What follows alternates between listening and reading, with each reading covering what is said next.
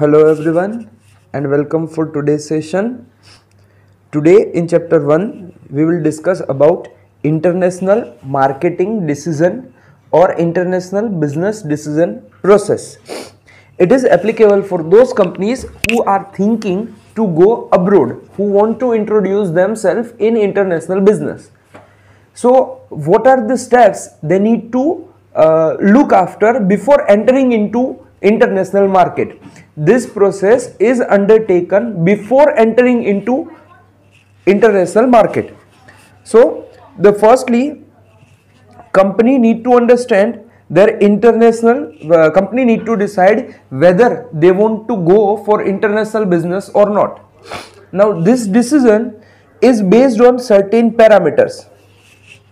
Number one, firstly, company need to check about the resources availability. To enter into international business, company requires many resources. One of the important resources is capital. Whether the company has adequate capital to enter into foreign market or not, as entering into foreign market require a huge amount of capital investment. Further, company also need to check whether the other resources required to operate in foreign market are with them or not. These resources include the technological expertise, the human resource, the raw material, and of course a capital. And many other resources are also required. So firstly, company need to check whether the resources are in abundant quantity with them or not. If the resources are not enough with the company, then the decision of entering into international business is dropped out. If the company is having resources, then the company need to check about their objective, because for different objective there may be a different market. Say for example, if a company's objective is to increase market share, then they need to consider a country where a large number of population resides, or they need to identify a country where the demand for product is high.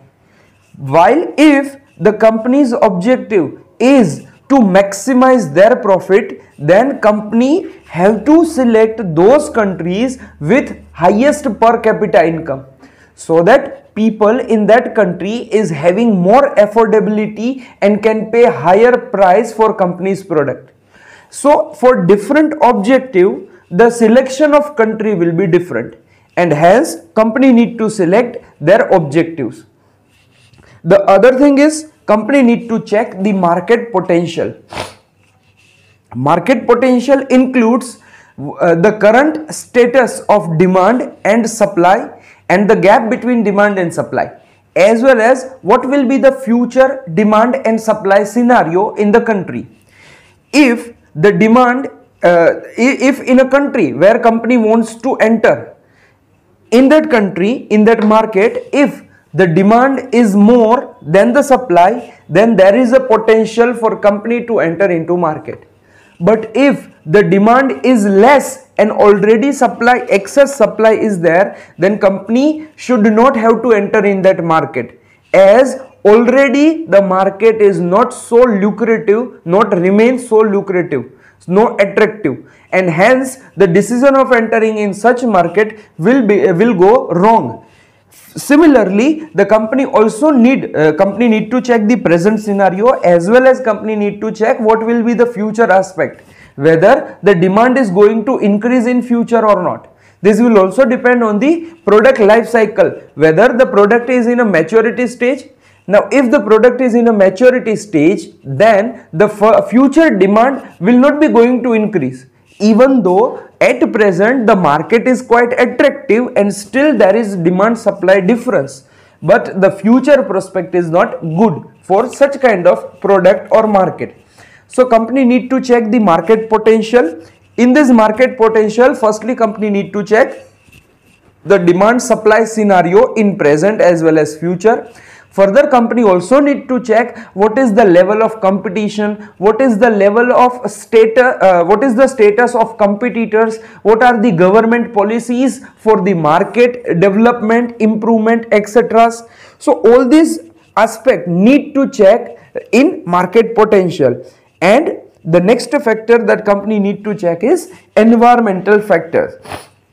Environmental factors include micro and macro environmental factors, that is the supplier, customers, competitors, financiers, marketing intermediaries. What are the status of all those intermediaries in that particular country, whether there is enough supply, whether the suppliers are available, what are the customers' taste and preferences. Similarly, what is the competition level, what are the competitors' activity in that market, how the finance is available, whether the finance is available or not, what is the cost of finance, marketing intermediary. All these micro factor as well as macro factors need to be identified as well as understood. Macro factors includes economic analysis, political, technological, social, etc. So all these factors need to be firmly analyzed before deciding whether the company want to enter in international business or not. Now, if all these factors have positive response, then company may go ahead in the process.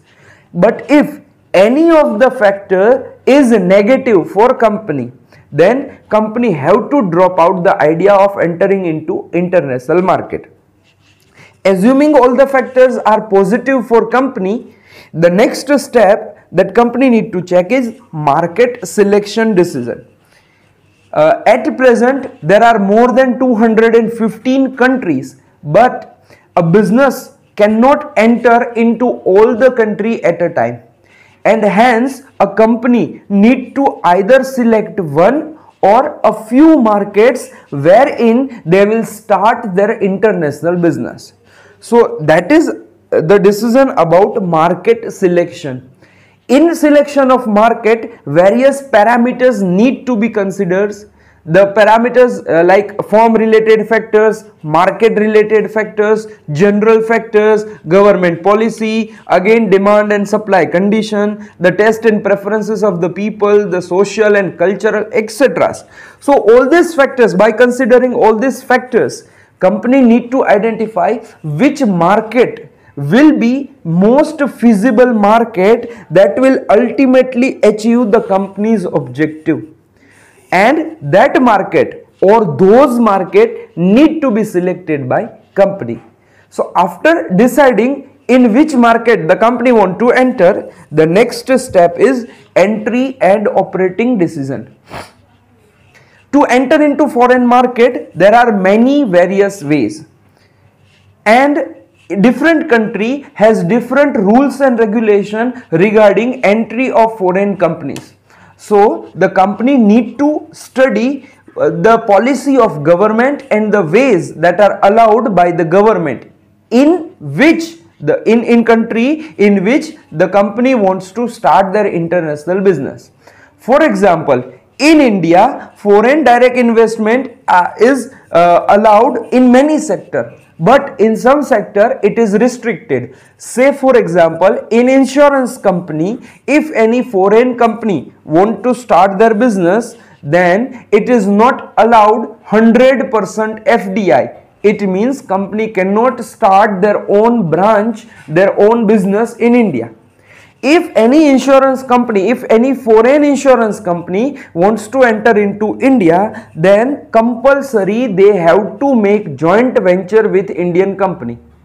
Further, in this joint venture, their maximum partnership, their maximum contribution, their maximum share should not be exceed 49%. It means the majority share of in this joint venture is of Indian company. So Indian company is having major control in this organization, while FDI in manufacturing sector is 100% allowed. It means any foreign company can come and start manufacturing of certain product in India. For that they don't have to make any kind of joint venture.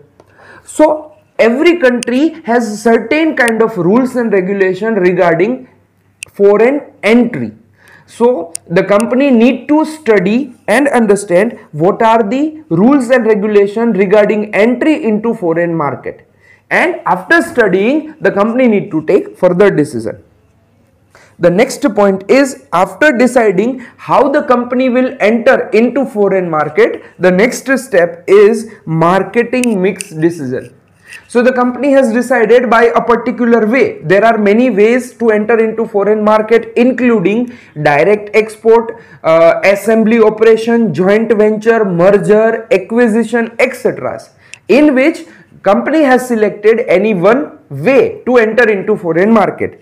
Now company need to decide marketing mix. In marketing mix, company need to decide what will be their product, what will be their product mixture, which type of variety of product the company will offer, etc. The next decision is regarding price. What will be the price of product in foreign market, and what the amount of profit, what the amount of margin the company will earn, etc.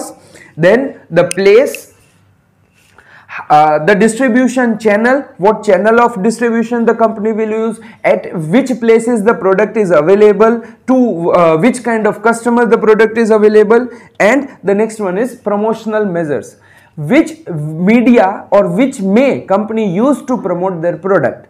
So all these factors need to be studied in marketing mix decision, as the different country and different people, the customer in different country has different taste and preferences for all these things.